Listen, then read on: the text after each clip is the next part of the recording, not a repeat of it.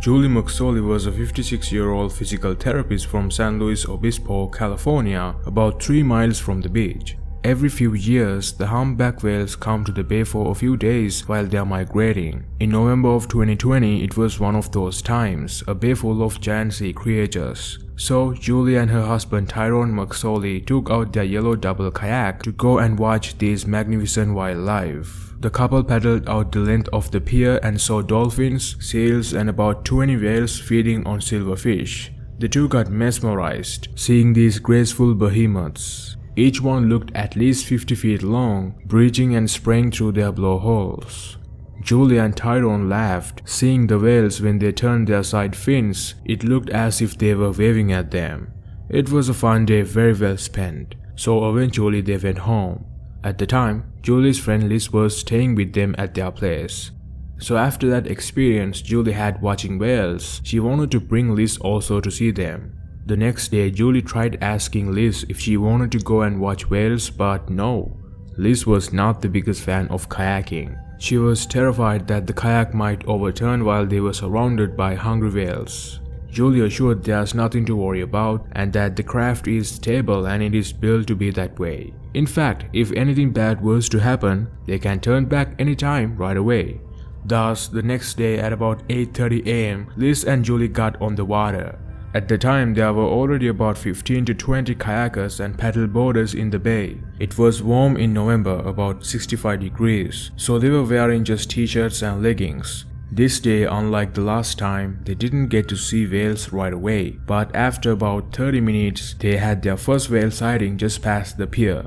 It was 2 humpbacks swimming toward them. Julie thought, how amazing to be this close to a creature this size. Then the whales dipped under the waterline. Once they went down after breaching, they usually leave what looks like an oil slick on the water.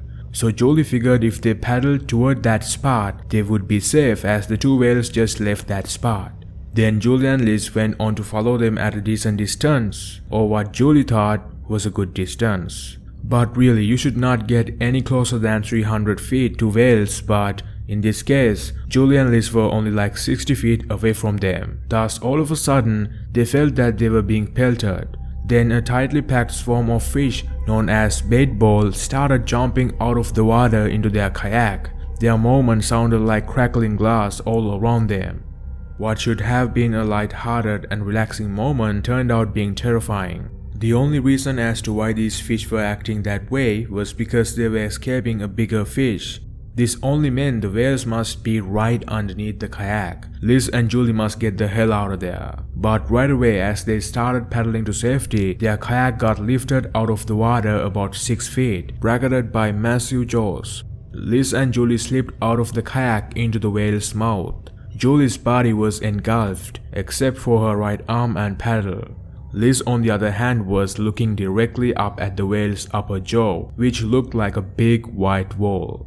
As the whale's mouth closed, Liz thrust her arm up to clutch it from crushing her. The friend who was terrified to even kayak was acting pretty fearless considering their situation. Anybody else would have frozen in place with fear. Then a second or so later, they felt the creature beginning to dive into the ocean. They had no idea how deep they would be dragged. But still, Julie and Liz did not panic. Julie just kept on thinking, I have got to fight this. I have got to breathe. Although whales have enormous mouths, their throats are pretty tiny. Anything that is not small enough for them to swallow, they spit right out, and that includes humans. So only a few seconds after the whale dipped underwater, it ejected both Julie and Liz. The entire nightmare only lasted about 10 seconds, but to them it felt much longer. The other kayakers who were around at the time immediately paddled over. One of them was a retired firefighter. He asked Julie whether she had all her limbs. "We thought you were dead," he said. "We were almost, but of course we got lucky," Julie said. That day, Julie learned the power of nature and the ocean. Humans are not meant to get too comfortable in the ocean.